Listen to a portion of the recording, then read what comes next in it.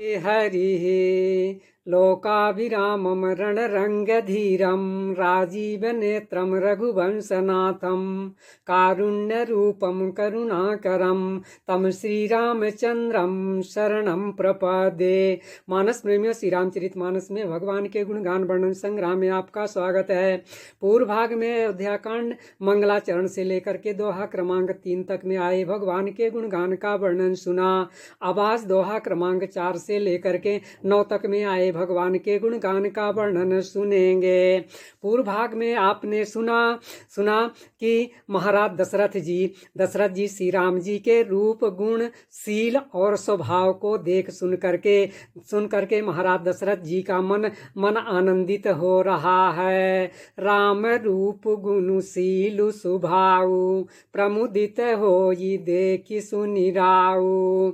इसके बाद महाराज दशरथ जी एक दिन दर्पण में अपना मुख देख रहे थे तो उन्होंने देखा कि कानों के पास बाल पक गए हैं। तो महाराज दशरथ जी ने विचार किया कि राम जी सब प्रकार से अब योग्य हो चुके हैं और मुझे अब उन्हें उनका राज्याभिषेक कर देना चाहिए। ऐसा विचार करके महाराज दशरथ जी सीधे गुरु वशिष्ठ जी के पास जाते हैं। कहते हैं कोई बात होनी चाहिए तो पहले गुरु जी से बताना चाहिए।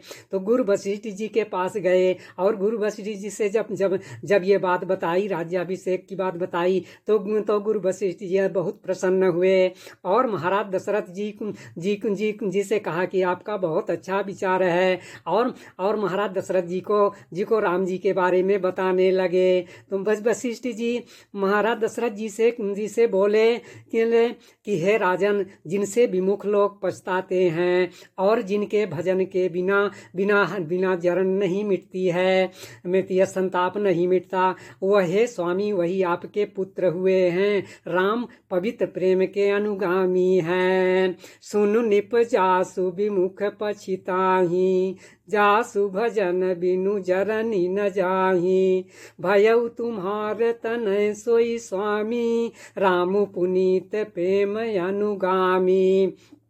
इसके बाद महाराज महाराज दशरथ जी को गुरु वशिष्ठ जी की आज्ञा प्राप्त हो गई तो उन्होंने राज्याभिषेक की घोषणा कर दी।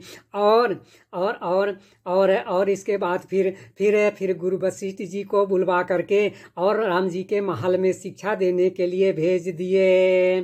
तब नर नाह वशिष्ठ बुलाए, राम धाम सिख देन पठाए। यहाँ राम जी के बहुत ही सुंदर स्वभाव का और उनकी तो हर करनी अनुकरणी है। बहुत ही सुंदर बात देखने को मिल रही है। जब गुरु वशिष्ठ जी राम जी के भवन में महल में गए, महल में जाने की सूचना राम जी को मिली कि गुरु वशिष्ठ जी आ रहे हैं। तो राम जी द्वार महल से तुरंत निकल करके और द्वार पर ही आकर के गुरु जी के चरणों में माथा नवाया। इससे शिक्षा मिलती है जब गुरुजनों का आगमन हो तो हमें घर से भवन से अपने निकल करके तुरंत द्वार पर ही उनके चरणों में माथा नवाना चाहिए। गुरु आगमनु सुनत रघुनाथा, द्वार आई पद नायउ माथा। इसके बाद राम जी ने अर्घ दे करके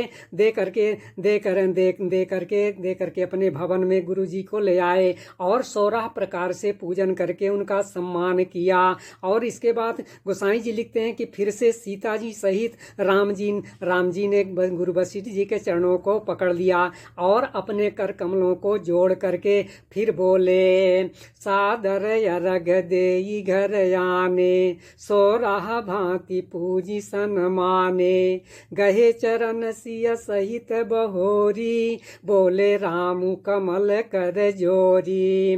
राम जी कहने लगे कि सेवक के घर में स्वामी का आना सब प्रकार के मंगलों की जड़ है तथा अमंगलों को मिटाने वाली है। तथा उचित तो यह था कि कार्य के लिए प्रेम पूर्वक दास को ही बुला लेना था, ऐसा नियम है। सेवक सदन स्वामी आगमनु मंगल मूल अमंगल दमनु तदपि उचित जनु बोली सप्रीति पठइय काज नाथ यस नीति।